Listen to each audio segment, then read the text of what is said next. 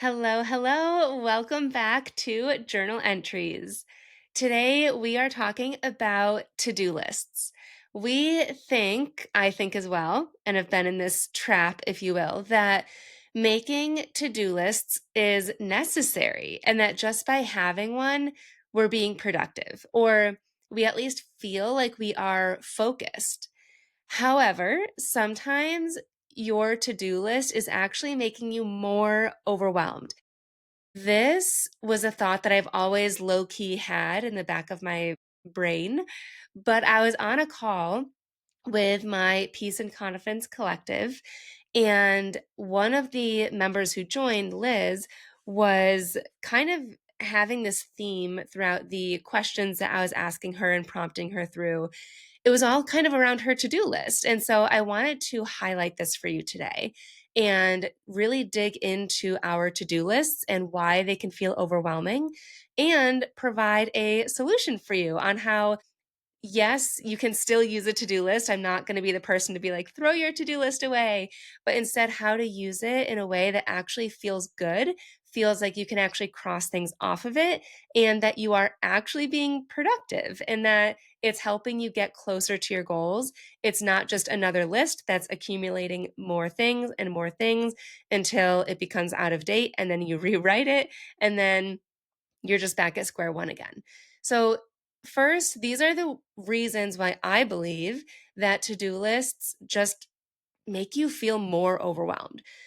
First is that they get long. Whether you are typing it up or writing it out with, pen and paper, they get long with so many things that we have to do, whether it be things for your business, things at home, or all of it. And it makes you feel like you're not doing enough each day, no matter how much you did, even if you quote unquote ate that frog or, did the biggest thing. And if it was just one thing, but it took up so much of that mental energy and all of it, you just kind of feel like, oh, I only did one thing. It just makes you feel like you're not doing enough. It also gets so long because you keep adding ideas to it. And we do this because we don't want to forget certain things, which I'll talk to in a second.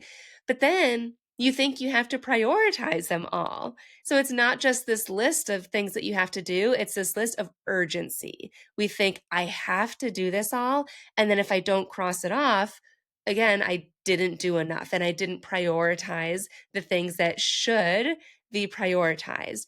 And then, thirdly, we can't even enjoy days off because you're thinking of this master to do list that you have and you become so attached to it. In fact, the call that I just referenced, Liz was visiting her sister in Chicago, and she did say that she had to do a little bit of work while she was there, but she had this master to do list on her brain the whole entire time. And she was just very attached to it. And she was worried that things would fall off if it wasn't written down. She told me that she would keep redoing lists once it felt out of date, which felt like then wasted time. Like, why do I even have this to do list if I know I'm just going to write it all out all over again and waste that time rewriting it and then rewriting it again? And this big list creates paralysis instead of progress. Again, we're just focused on all of the items on it versus taking action. The reason why we cling so tightly to these overwhelming master to do lists is the illusion of control. We think that if we write it down, it means that we are in control of either tackling that activity or maybe also, maybe both, controlling ourselves. When in reality, the only thing we control is if we're actually taking action on it in the moment, like we're actually doing something towards that item, or if we are delegating that item to somebody else to work on it in the moment, and then also trusting that they are doing it competently.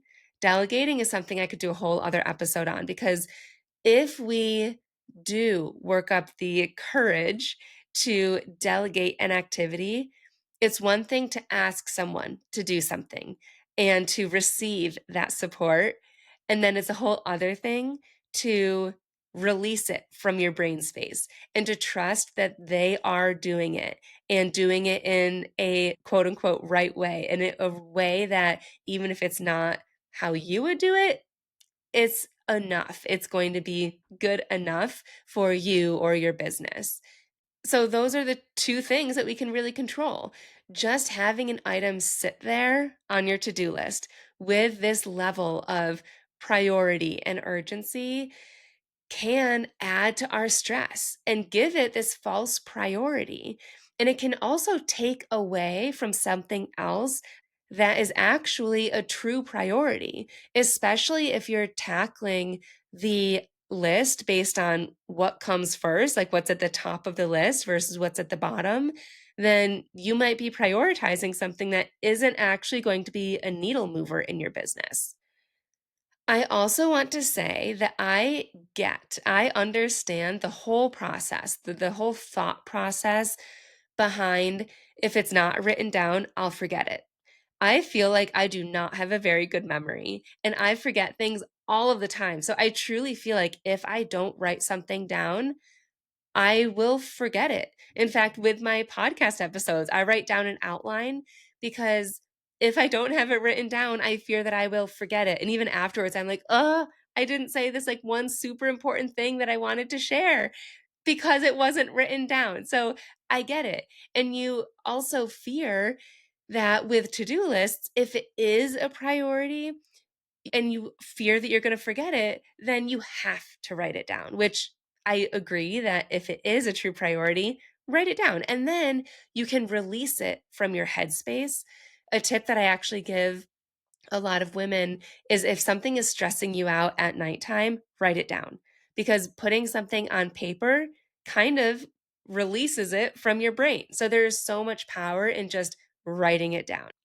However, what we sometimes fall into is when we get this new idea that pops into our brain that we want to pursue, it feels like a priority in this moment because it's this new idea. And it's like, oh, yeah, this would be really great for our business or for our clients or for me and my household. It'll make everything more efficient. Or maybe my son will actually eat this type of dinner, right? Like we prioritize whatever it is that pops up. And so we add it to our to do list and it feels important. It feels like this great idea that will obviously do wonders even if most times we don't think through like the implications or how it relates to other areas of our life or other people in our business or other areas of our business. And so we write it down so it doesn't get dismissed, yet this like subconscious urgency gets placed on it without fully thinking through, yeah, but it's actually super low on the totem pole. So, just some examples that are coming to me. Like maybe the thought of, oh, I should clean up the email sequences that I have to be more effective. Yes, that is potentially a really good creative idea for your business. Or creating a newsletter for your employees so that they all get on the same page, or a newsletter for your audience so that they all learn about what's happening this month, or maybe doing a certain post that's viral right now. Or one of Liz's examples was cleaning the office kitchen, task like that, tangible task. For her, it felt like something that she needed to do. And she was like, I really need to do this in between my client sessions. She's a therapist. And she was like, in between sessions, I should do this, but I also feel like I need to prepare for my next client that's coming in. And so she was just kind of thinking like, this is a priority. And in my mind, I'm like, but should it be? Or is there a different way that you can maybe she has coworkers, can you set up a schedule so that everyone helps out? Could you, if you have to be the one to do it, could you do it at the end of the day? What is the true urgency here? Could you do it later in the week? The thing is that it's not that these ideas are not important. It's not that we should not take action on these ideas. It's that we do all of this. We prioritize putting new things on our to-do list, which again creates this false sense of priority and urgency on everything on this master to-do list instead of trusting our current processes and trusting the things that we know will have a high ROI on our time and energy and on what matters of our clients or whatever type of business that you have, that end goal.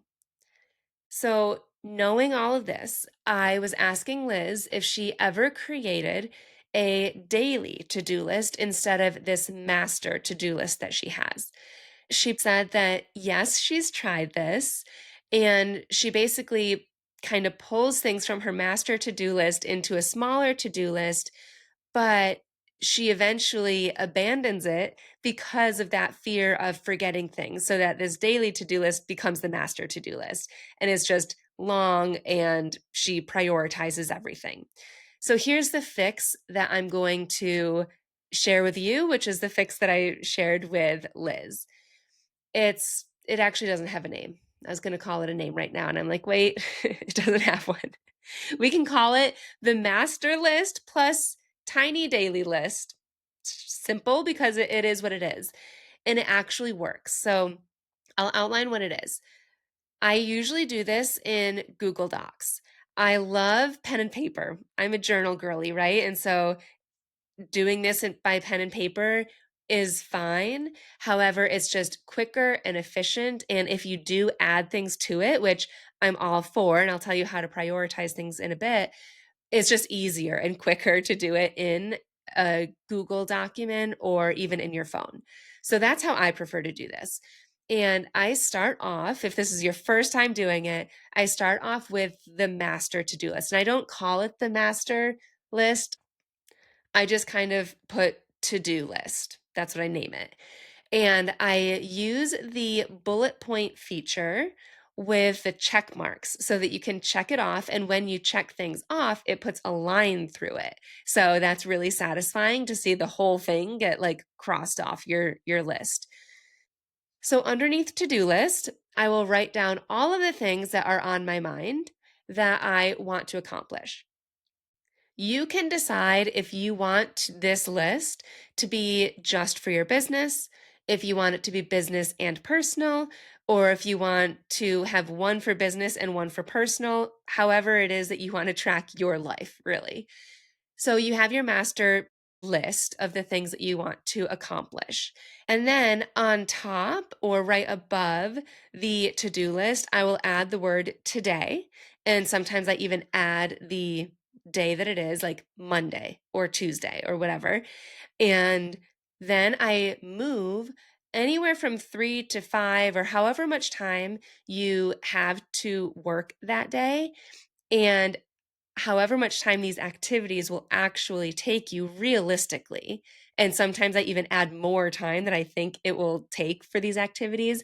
I will choose 3 to 5 of those and bump them up to today. Also, underneath today, I will include things like go to the gym if I want to go to the gym that day, or grocery shopping, things that take time. As women, especially, we do so much that we don't give ourselves credit for. So we might put 3 to 5 business things on our list, and we're not taking into account the fact that we had to do daycare drop off or school pickup and drop off. We also have to make meals for ourselves and for our families. We also have to pick up the house and do dishes. So I will put those things on there so that I can cross those things off too, just because that feels good and it is taking up our time. So then you have your today list. You have other things underneath the to-do list. And then if certain things feel important, and I'm like, oh, I don't want it to be underneath the to-do list because it is important, it is urgent, it is a priority, then what I'll do sometimes is in between today and to do, I'll put tomorrow, or the next day, I'll put Wednesday. And I will put some items underneath there. And I know that those are temporary. I can move those if by the end of today I actually accomplish something from Wednesday's list, I'll cross it off. Or if, by the end of the day, I have a new client call the next day, I'll put that there. But if something feels urgent, I will add that for the next day. So that's kind of how I move around things really easy so I don't have to rewrite the list by pen and paper in Google Docs with so I have today at the top, the next day underneath that, and then the master to-do list. Underneath that, I have something called tabled. This is the list for things that don't need to be on the to-do list that is urgent whatsoever, but it is an idea that I had or something that I've been wanting to do but haven't gotten to do. And it's kind of like the list that I can review monthly to ask myself, is this something that I should be doing? Should I prioritize this? Do I want to bump this up on the list?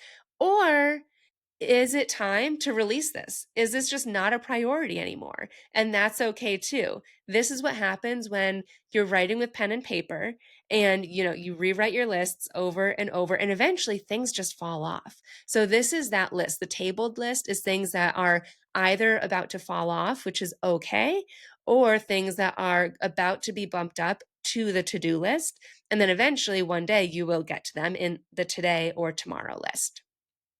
When it comes to prioritizing, you can ask yourself for each item two things. One, who is this impacting? Will this have an impact on myself or my business? And if it has very little impact on both of those, I think it's a very low priority. If it's going to have a high impact on both of those, on yourself and your business, bump it up to the top. If it's going to have a high impact on one or the other, I'd say it's a middle priority, depending on what it is, of course. This is where I love working one on one with my clients because I can look at your list and be like, yeah, this needs to be bumped up. Or, with an unbiased, objective view, I can look at that and be like, this has been misaligned. Let's push that to the bottom, but it just feels so important to you. You're in your business every single day, but from somebody looking at it from the outside, it's just easier for somebody else to see where things might be able to shift. One thing I do want to say though is that if something lights you up, if something gives you energy, then you always want to make sure you're incorporating that throughout your day. Something that I have been doing often is giving myself breaks throughout the day. Anytime that I am working and I get this sense of like, ugh, I don't want to be doing this right now. I feel like I should be doing this thing and I don't want to. I literally remove myself. I remove myself from my computer, from my desk, from my office, and I will ask myself, what do I want to do instead? And sometimes it's a different work activity. Sometimes it's doing something like dishes or laundry, especially if there's tons of it, because I know that doing that, even though it's not something fun, it would make me feel better having a clean kitchen. And sometimes it's going out for a walk in the middle of the afternoon, or sometimes I find myself going on my son's swing set and just swinging for literally 2 minutes and then coming back in. I don't time it ever, but that's all I normally need is I go out, I swing, and I'm like, oh, all right, I feel better. I come back in and then I finish. So allowing yourself this flexibility, realizing that stepping away from an activity doesn't mean that you're not going to finish it. It literally will give you more energy and more creativity when you come back, likely just a few minutes later. It's when we force ourselves to sit down and do our to do list until it's crossed off that we're then draining our energy and depleting ourselves. The last thing I'll say about this list that I love to do, especially if you do that check mark bullet point, is I break things down into tiny activities. So, for example, one idea that I mentioned earlier was email sequences. So, with an email sequence, if you don't know what that is, it's where you have multiple emails sent out. And so, if you are sending out multiple emails and it's all underneath the umbrella of maybe somebody signing up for a freebie that you have. Or, for example, I just hosted a journaling workshop, and anyone who signed up, I think I sent them 3 emails for signing up, like a welcome, so excited to have you. And then another one that was, here's the link to join us, and then a thank you for participating. So in my to-do list, one of my to-do list items was workshop email sequence. And then underneath that, I had three like sub to-do list items that were indented. One was email one was email two, one was email three, and I probably had the theme of each of the emails. Why I love this is because in the past, I would have tried to do all three emails in one day. But emails take me a while to write because I pour my heart and soul into these, even like simple ones. I really try and just be my authentic self and think, what would I want to receive and whatnot? And it takes me a while to write them. And it just feels so much better to separate them out. And then having email one means that I could just move email one to my to do list today. And then maybe email two is on my to do list tomorrow. Or maybe two and three is on my to do list tomorrow. And one of my top sabotage patterns is the avoider. When I think a task is too big, I avoid and I just push it further and further and further down on my to do list. And the way to disrupt that sabotage pattern is to break down an activity so that you can see what it includes and then just start tackling it and then celebrate that you didn't do it all. And so this is exactly what helps me do that. I will do one email today, for example, and then check that off, celebrate that even though I have two more, which in the past I would have been like so frustrated that I just didn't get it all over with, that I couldn't cross it all off of my list, all of the frustration, I would celebrate that I did one out of three. And then the next day I would do a little bit more. So those sub tasks help a ton. So anytime that I can break down an activity into what's actually included, like a podcast, even, it's not just recording a podcast. First, it's outlining it. Then it's recording. Then it's scheduling. And now I have an amazing assistant, Effie, who helps with it. But for her, it's editing, and then it's show notes and title, and then it's scheduling. So she has three tasks, right? So it's all of these subtasks. So I personally like that. And then again, you get to check it off, and it feels really good to have that type of fulfillment with getting things checked off your list. And last but not least, there is a difference between being productive and feeling productive. You can do one thing each day and choose to feel productive. There are some people who would do one thing and choose to feel like the least productive, worst person, biggest bum in the entire world. Or a different person doing the same activity would choose to see, wow, I had maybe lower energy today. And all I did was go to the grocery store, and I am proud that I was able to do that. Differentiating your to-do list from your feelings and knowing that yes, you do get to choose or maybe summon how you feel about certain things is so powerful. Your productivity has nothing to do with the amount that you accomplish. I truly believe that. Some of you are probably like, what? That is so false. And I really challenge you to test it out. If that was a hard pill to swallow, or your brain is still like shook up a little bit from that, set up a call with me because I would love to help you see that and more so help you feel that. Overall, I hope that this episode helped you to trust yourself, to remember what's truly important and how to prioritize the things in your personal and professional life while still having a system to prevent overwhelm. So you have this to do list that actually helps you stay organized and focused and feel good while trusting yourself and removing any shoulds, removing any false urgency and prioritization, and trusting your energy and what you are wanting to achieve each day. It's this balance of tangible systems and intuition and trusting yourself and your inner voice.